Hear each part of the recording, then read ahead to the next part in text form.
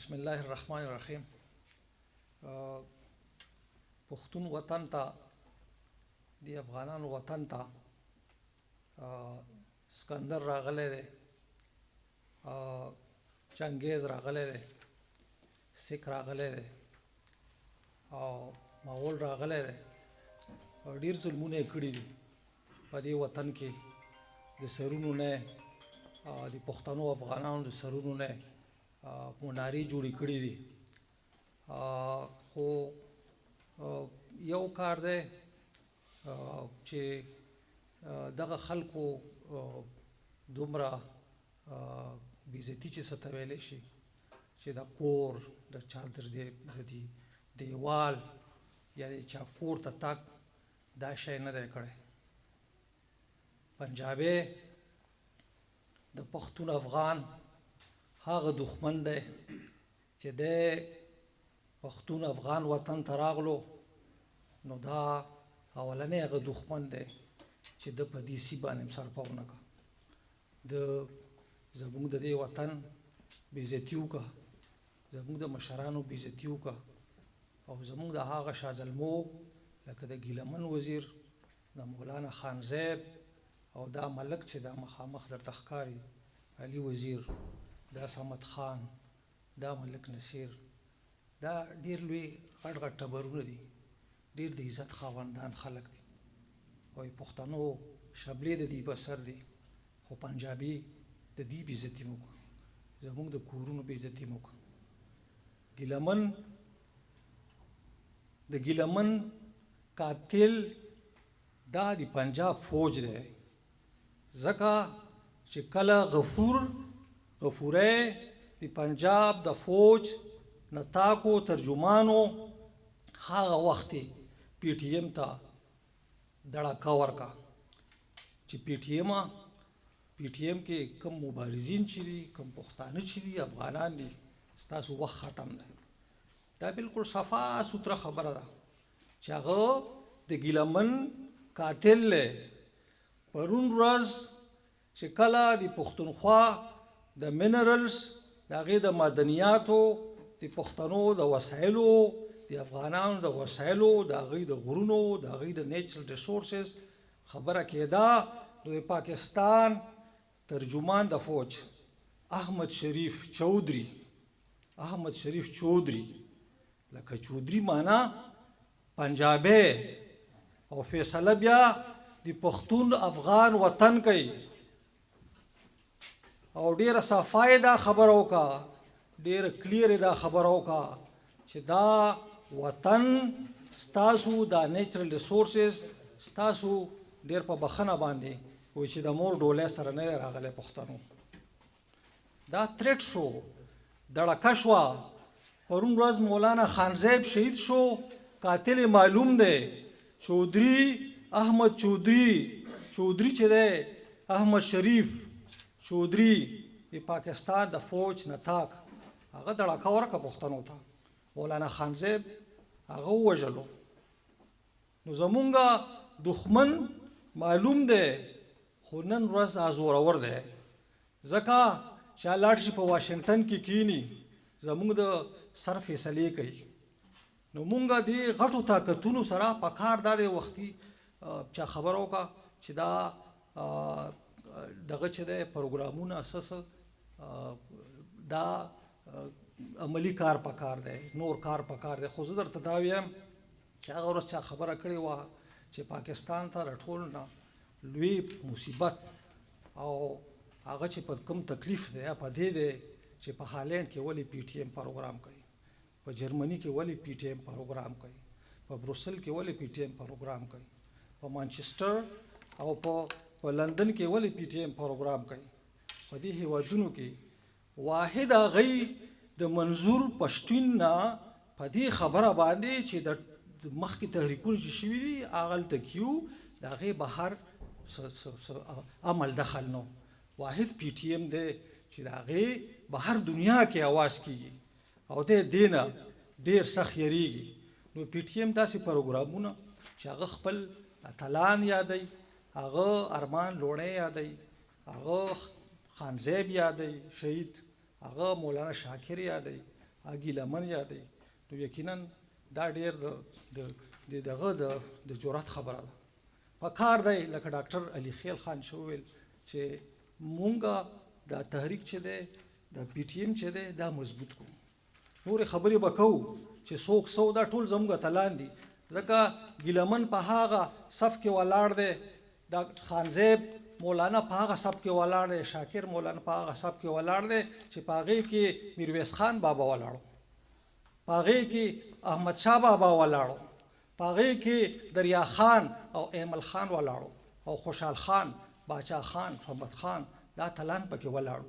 دا هغه صف کې ولاړ دي، دا نه هیریږي نه به هیر شي، خو کام په کار دی چې ژوندی وي.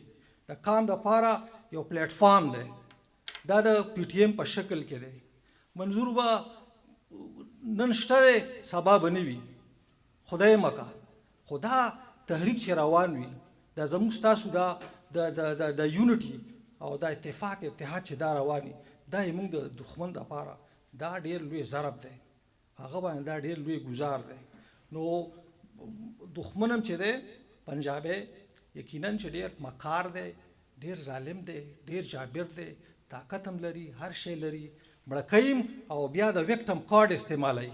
بیا وایي چې 80,000 پښتانه یاد نه کړي پاکستانیان دا شهادت ته رسېدلي دي.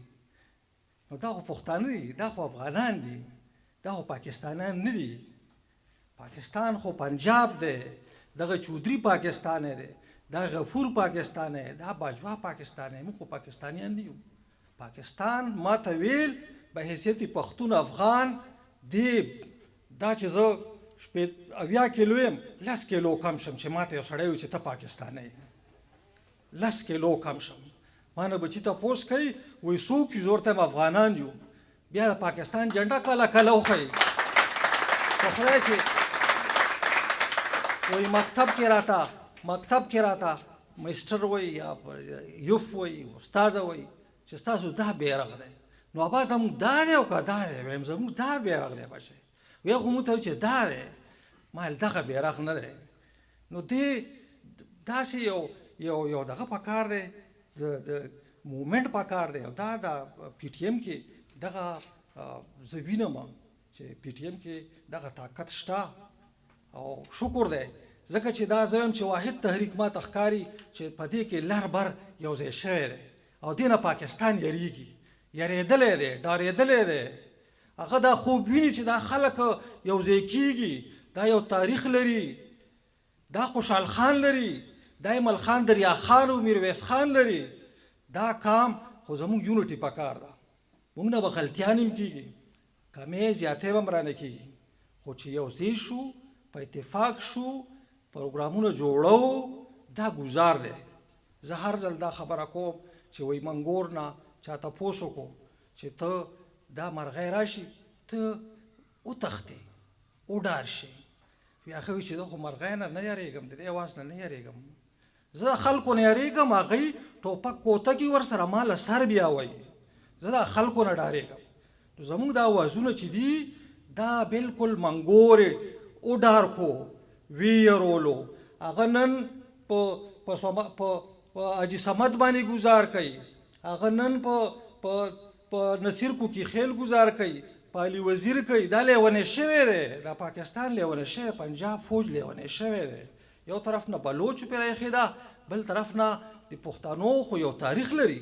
ما ته یو بلوچ مشر وویل چې پاکستان بلوچو نه یریږي، پاکستان تاسو نه یریږي، ستاسو شاته یو ریاست دی، یو تاریخ دی، یو دبدبه ده، تاسو شاته یو هسټري لري، یو تاریخ لري، دا تاسو نه یریږي.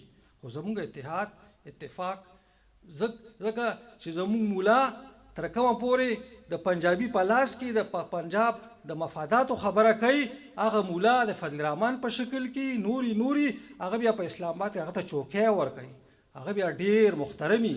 خو که هغه مولانا شاکر شي نو هغه بیا شهید شي، که مولانا خانزیب شي ځکه چې د خپلو وسایلو خبره کوي. نو نن پاکستان ډارېدلی دی چې د پښتون مولا او د پښتون ملک، زموږ ملک هغه دی سردار علي وزیر چې دی زموږ ملک دی، زموږ ملک چې دی د ولی خان کوکي خیل زوی دی، نصیر کوکي خیل. نن زما مولا او ملک دا پښتانه شوي دي.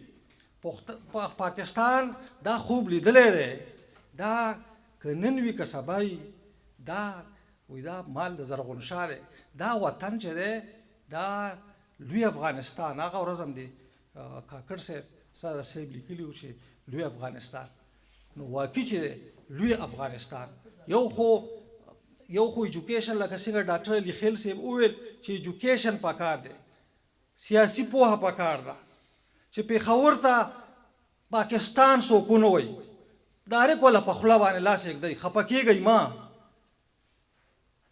چې کوټ ته څوک پاکستان ونه وایي، اټک ته څوک پاکستان ونه وایي، تر مرګلې پورې دا وطن دی، دا احمدشاه بابا وطن دی، دا پښتنو وطن دی. خیر دی که ډېر هم زړه سبزېږي، لوی افغانستان ورته وایي. خو چې پېښور ته ما سره په سټریټ کې یو سړی اوسېږي، زه ورته یم ډاکټر دی، زه ورته یم شمشتوي کتلی ویا هلته زه پیدا شوی پاکستان کې. نو ما ستا خوله ماته شکه دی، شمشتو ته تا لوی افغانستان ویلی وی، دا نه نالایقه یې، تا خو ډاکټر یې خو نالایقه یې، سیاسي شعور در کې نشته دی.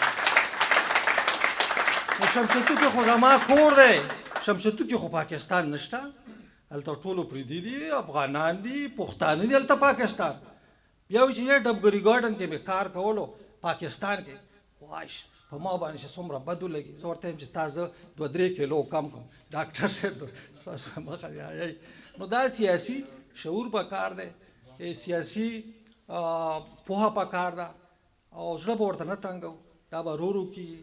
دا تحریکونه چې دی دا د یو ورځې، دا د 2 ورځو د کال خبره نه ده، دا به وخت خلي.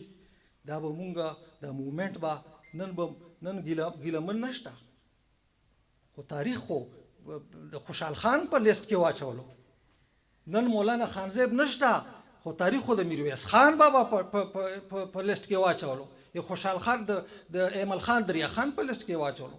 دا زموږ اتلان دي، دا مو یادو، دوی پسې به ځو، زړه به هم نه بیلو، وارخطا کېږو به نه.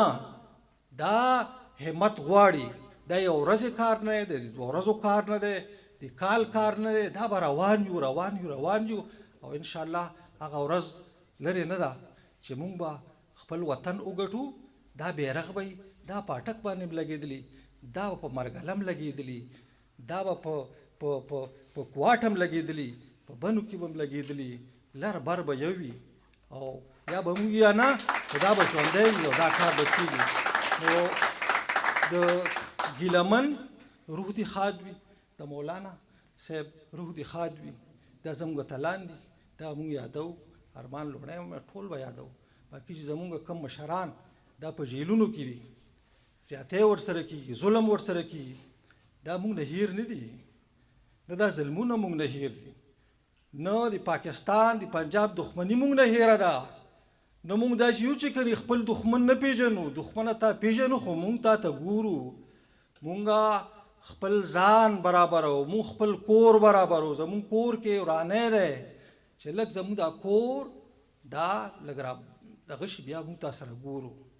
او دا د منظور په مشرۍ کې، ځکه چې پښتنو تحریکونه، هغه د احمدشاه بابا تحریک دی، د ځوانۍ تحریک دی، لکه څنګه اکبري صاحب چې وویل، هغه د انګریز نه ګټه ده، استقلال دی، امان الله خان دی، هغه د ځوانۍ دی. دا به ځوانان ګټي. منظور ځوان دی. پاکستان تا ډېر غلط دغه قدم اوچت کړی. ستا مقابله ته نشي کولی مونږ سره مقابله. مونږ تا نه پرېږدو، چېرته دې نه پرېږدو. ولاکه نه په هالینډ کې پرېږدو، نه دې په بروسل کې پرېږدو، نه دې په مانچسټر کې پرېږدو، او نه دې ولاکه په دغه اسلام آباد کې رانه پاتې شي.